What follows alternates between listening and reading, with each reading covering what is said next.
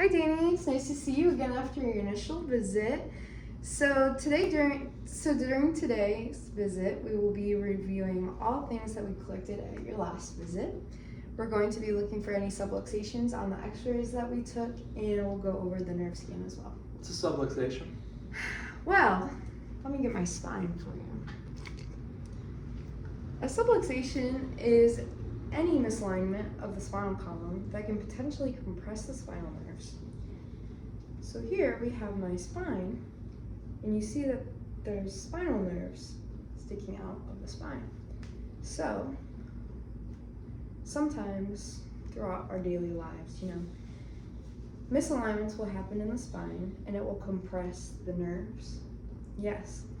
And so that can cause some dysfunction, such as, for example, the median nerve that runs down to from your brachial plexus in your neck down to your wrist, and it supplies nerve innervation to your wrist.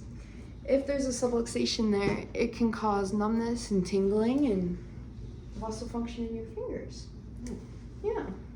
So to correct the subluxation, us chiropractors take a whole person vitalistic approach. We believe that the body is a self-healing, self-regulating system that has the innate ability, almost like a reflex, to heal itself when the body is dysregulated, when and if the body has the proper conditions and support to heal itself.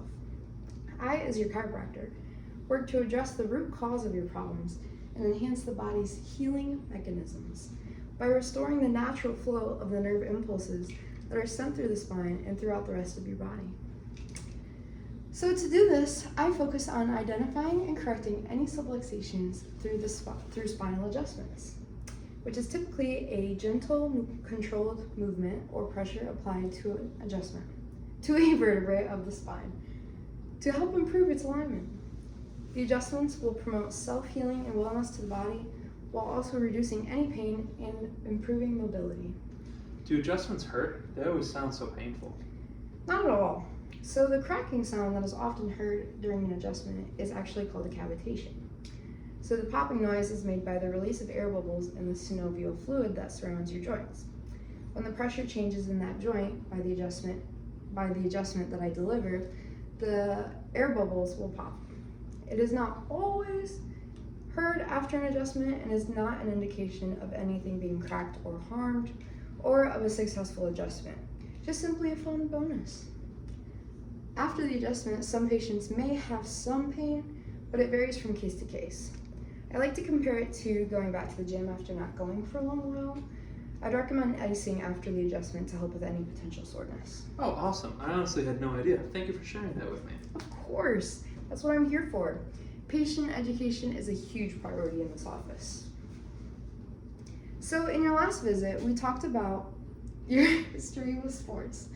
You played college football and have had several injuries in the past, but have never seen a chiropractor before, right? No, I have not. Okay. Some of those injuries included a medial meniscus tear in both knees, a tear of the left PCL, a high ankle sprain, numerous broken fingers, and 5 concussions that were diagnosed, correct? Yeah. Awesome. So was there anything else that you could think of after our last visit, or was that it? No, I think that's it. Okay, awesome. And you also have a desk job, correct? I so do. You're sitting down a lot, and when you're sitting at your desk, you typically slouched over, right? Always. Yeah, we all do it. I mean, we're all victims.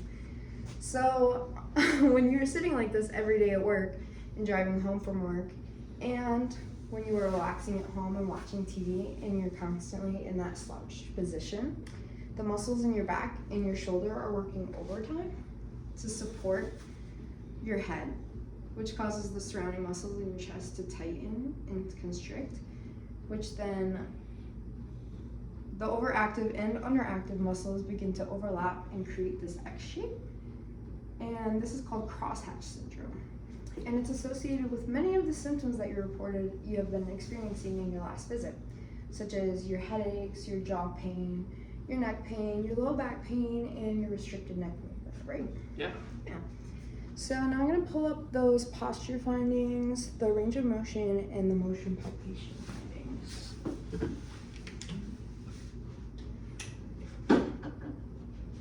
All right. So here's those for you. I'm gonna take a look. So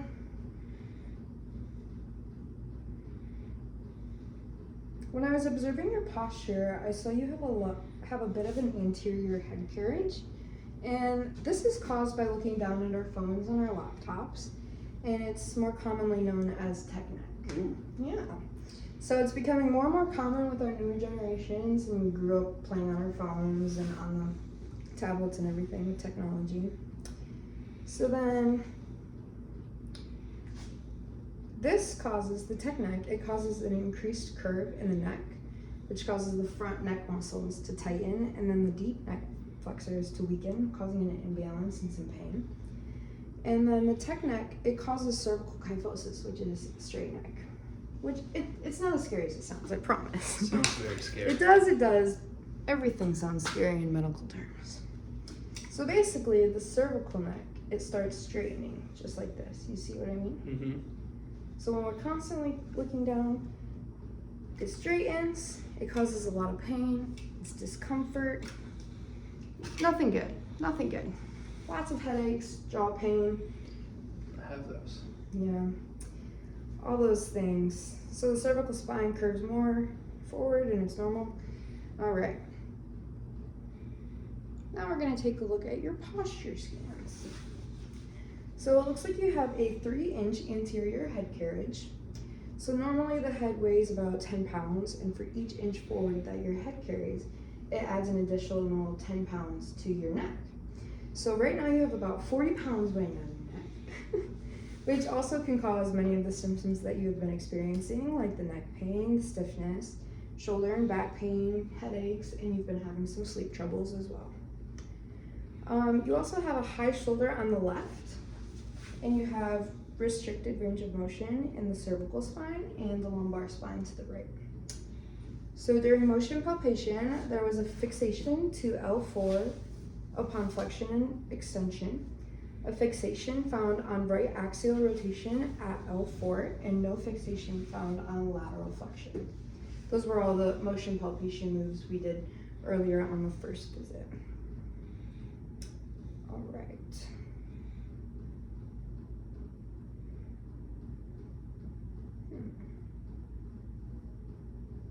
All right, so a listing of PR was found at L4, which I will show you on your x-rays in a little bit. And I also found a restriction in the cervical spine at C3 and the C4 levels in extension and right rotation, giving me a listing of PR at C3. So we'll adjust those today, later on today. All right, so now we're gonna look at our Scantron and our x-rays. So first, looking at the x-rays and the nerve scan, I'm going to show you a comparison of your x-ray with another. So in this x-ray, we have a cervical spine, which is normally 35 to 40 degrees. And now we look at yours, and the angle has increased and is becoming more straight. This is just the x-ray version of what I was telling you earlier. And we can also see in the cervical spine, here at C3 and C4, they're slightly out of line. The spine is shifted to the right, so we'll adjust those. And also on the nerve scan, we saw a lot of green, indicating that the nerves are sending uninterrupted nerve impulses or information to the spine. And the red is telling us that there's a lot of disturbances. So in the cervical spine, we had a lot of green, a lot of red. The thoracics, we had a lot of yellow. And the lumbars, we had a lot of red. So going forward, I'm going to put you on a corrective care to get you back to normal functioning. And we're going to focus on restoring the normal curve back to your neck, increasing mobility in your neck and your lower back, reducing inflammation, which will reduce pain, and correcting the subluxations I found. So this includes a combination of adjustments, exercises, and office therapies, such as massages and the use of flexion distraction tables or the TENS unit. I'll say that. Just say awesome. Awesome. Yeah. So I want to see you for 3 times a week for the first week, and then 2 times a week for the next 3 weeks. This will put you at 9 visits. And the 10th visit, we will do a follow-up appointment to assess how your body is feeling and reacting to the adjustments, and if we need to change anything with our care. I'm glad we discussed your treatment plan today. And it looks like we have a great plan going forward to help you get to feeling better. Before we continue, I'd like to briefly go over the costs and payment details so you're clear on what to expect going forward. Okay. So we charge $60 per visit, and with the follow-up visit being no cost. So this would put you at a total of $540. Okay, seems reasonable. Yeah, so if you schedule all the 10 visits today, we offer a 20% discount, which would put you at $432 for the 10 visits. If you prefer to pay as you go, we also have that as an option, but my chiropractic assistant will help you with that up front. Sounds great. I can't wait to tell my friends. Oh, awesome! I'd love to hear that. I'll see you next time. Thank you. It's great to meet you. Nice to meet you. Wait, All right, Daniel, it's good to see you Great again. to see you. How have you been? I've been great. How are you? Very good, thank you.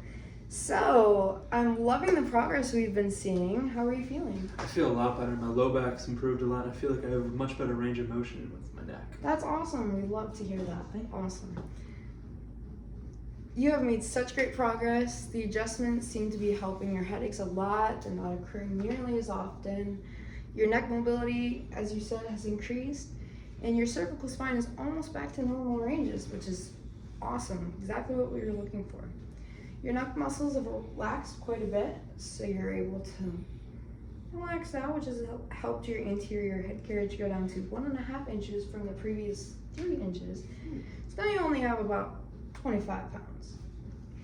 All right, I'm very happy with your results after the corrective care plan, and I'm